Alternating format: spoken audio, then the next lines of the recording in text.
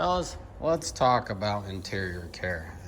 Teach their own. It's all based off perspective and how you feel about it. I'm just sharing my story, right? So, this truck has 553,000 miles on it, or over half a mil, right? This is the original door panel. Is it perfect? Absolutely not. But did it wear well? Oh yeah, for 500,000 miles, this thing did real well. If you look real close, it has its battle scars, right? It's not perfect, but shoot, man, there ain't nothing wrong with it. I got a story to tell you. All along, I thought no big deal. I'll go to me a local junkyard and get me a new interior or a newer interior, right? There's not a lot of 14s out there with 500,000, so they have to be better. Nope. No. No, sir, can't do. So then I realized how much of a testament it is, or a witness to taking care of your interior. Now, I did only have this thing up to 175, then I handed it over to drivers and they took it from there.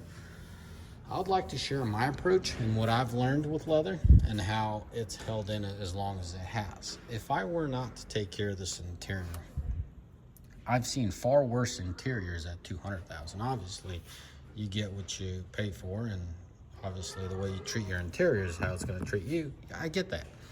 But the rule of thumb that I have for leather, and people seem to complicate it, and other people seem to ruin it. This is genuine leather. This is real leather. So what you want to do, what I do, is wipe down the leather just with clean cloth, a moist cloth. If it's just a cleanup, I'll just wipe it down with a moist microfiber towel or cloth. Wipe it all down. Wipe everything down. Get the grease off of your leather. Let your leather breathe. Every quarter, so every 3 months, come in with a good conditioner. And that seems to do the trick for me. So at 175,000 miles, when I hand it over to drivers, I've seen drivers use all kinds of cleaners, right? As much as I've asked them just to, hey, just wipe it down. That's all I'm asking. Just wipe down the leather. That's all. They try to use all kinds of protector. And that like gooey, mooey stuff. So when I got the truck at 500,000 miles, the leather felt kind of greasy. Like it was packed with this protectant. And the driver that got out of it was proud of it. And he just doesn't know better. How's he supposed to know? He's doing everything he can to do the best he can, meaning he's doing everything he can to take care of the leather, right? And that's all he knows, and he did his best. I highly advise you guys not to use that junk on leather. That junk, or what I'm claiming junk, is good for plastic. Just use it on your plastic, make your plastic shiny great. But leather, just wipe it down. If your leather is really dirty, I like Palmolive or Dove. I don't even know if I'm pronouncing that right. It's the soft enough to wash a chicken or a chick, and strong enough to take care of your grease. That's how they advertise it, right? Your dish soap, your average dish soap. Water, a little bit of dish soap, and a good clean microfiber towel. It does the trick. Every quarter, condition it. Do a good job conditioning, and this how it'll look. If I was in this truck the whole time, the leather would have been in far better shape. It'd probably be something more like that, a little bit of paint gone. Where here, the sun, or no, you could see it's missing quite a bit of paint, but also right here is the crease, right? And you can see how it has thinned out quite. I mean, I don't know if you can see, but I can definitely feel how it's thinned out. So definitely need to condition this leather. The leather conditioner I use Lexol, and then I use 303. Now I really like that honey leather stuff, the little mom and pop company sell, and it's really good stuff. It's literally honey, so you definitely got to let it soak in. But best thing you can do for your leather is keep it clean. I'm not saying keep it doused, just doused in that leather conditioner crap. How to distinguish? If that product does everything, that's a pile of junk. You need specific leather products. It's a leather cleaner, it's a leather conditioner, and only leather. It'll say don't use it on anything else, pretty much. Like no suede, nothing like that. Suede is a part of the leather family, but you know what I'm trying to say here. So be very specific, take care of your leather. It's not a fair comparison in the back because no one really sat in the back. That's why the panels are pretty much brand new. The back seat was at 175. It was removed out of here. You could see a little imperfection as far as dirt or something, but I mean, these back seats are just fine. They were pretty much removed at 175 and installed back at 500. so they weren't present for the ride. The passenger seat looks like the drivers carried a lot of things on the side, and it wore out the paint. I'm guessing they probably had a cooler or something leaning up against it, and you could tell like it wore it out.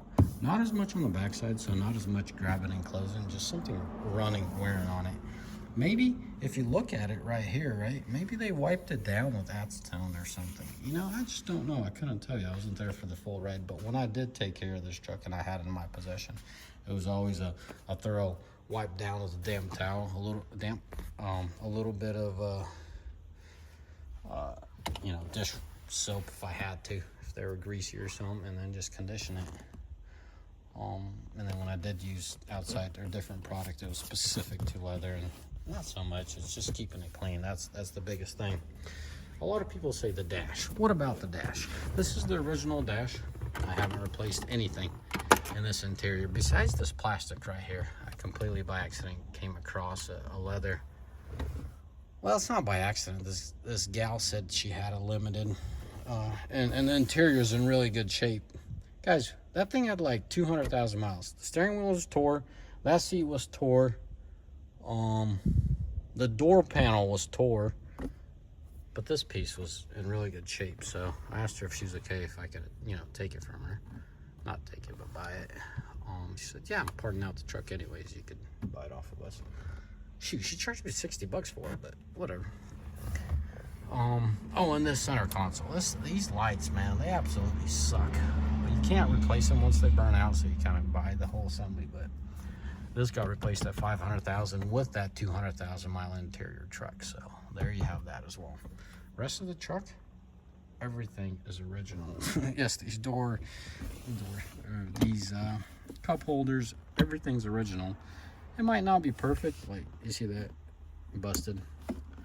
My shop guy, when I got it, when it was being brought back to me, my shop guy's like, Paul, I have a little bit of time. Let me tear this interior out and vacuum it at least decently for you. And he did. God bless him, Danny. Good dude. I think that's where that got cracked in the process. I very much like this truck. I don't think this is a good truck for me for every day because it's high mileage, needs a lot of things. But this truck's definitely staying in the family. It's not going anywhere. I'd like to make a series out of it as far as what I do and how I use it, how you could make a high mileage truck reliable as far as usable and sustainable to be used every day. But it's a video for another time. So yeah, there's something else I wanted to show about this interior. Oh, you can't really tell. Well, no, you can. You see how dirty that is? You're gonna say, Paul, that's water.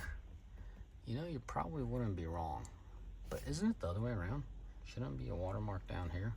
I've never had my third brake light leak on me, so I'm happy about that. Thank God. These are very known to leak, but I feel like the red ones leak. These more advanced ones don't, but what do I know? I've never ran into that issue. But yeah, guys, this interior hole held up really well, and I'm damned surprised how well it held up myself. I always take care of my stuff, but there's certain things you have no control over. You know, this plastic peeling, you're not gonna be able to control that. I think one of these mirrors, these are original mirrors.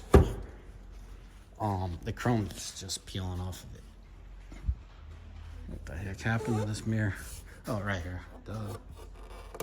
So the chrome's peeling off of it, but you have no control over that.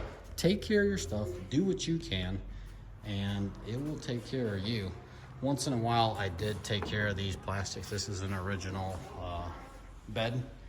Yes, this truck has 500,000, and so does the bed. A lot of times people skip out, it's not misrepresent, but they just skip the fact that, hey, this truck, so many things have been changed on it. No, not this one. I replaced the taillights because I had an opportunity to buy these smoke ones. I was supposed to buy black housing headlights as well, but by the time I got my butt off the couch, someone picked them up off of a local marketplace, and I don't want anything OEM. I was thinking at the time to buy the, Motomogi, something with an M. Everyone's was raving about them. They're about $1,500 for a set of headlights. Possibly those were the only ones I was going to go with aftermarket, but I was on the hunt for OEM black housing ones, so they match. It's a pretty cool little touch to it. And then this little puddle light, but sorry guys, I'm just trying to show you that you take care of your truck, it looks good. 500,000 guys. That seat has seen every single mile of it. That seat cover still looks good. The funny thing is, this truck got parked because I got myself into the Ford, and I was surprised how many people asked, because I started at 500,000. I put that sticker on, right? And a lot of guys came up to me like, "What does that mean? Don't tell me the truck has 500,000." Yeah, it does. So it was like a conversation starter. So when I got into this truck, and this truck got parked, because I racked it when I got back into it, was 500 up to 550. I did not expect this thing had so many fans rooting for it. Like, let's go. One of the guys like, "Dude, if you're gonna sell that truck, let me know. I'd love to buy it off of you." I'm like, "Nah, that truck's not going anywhere."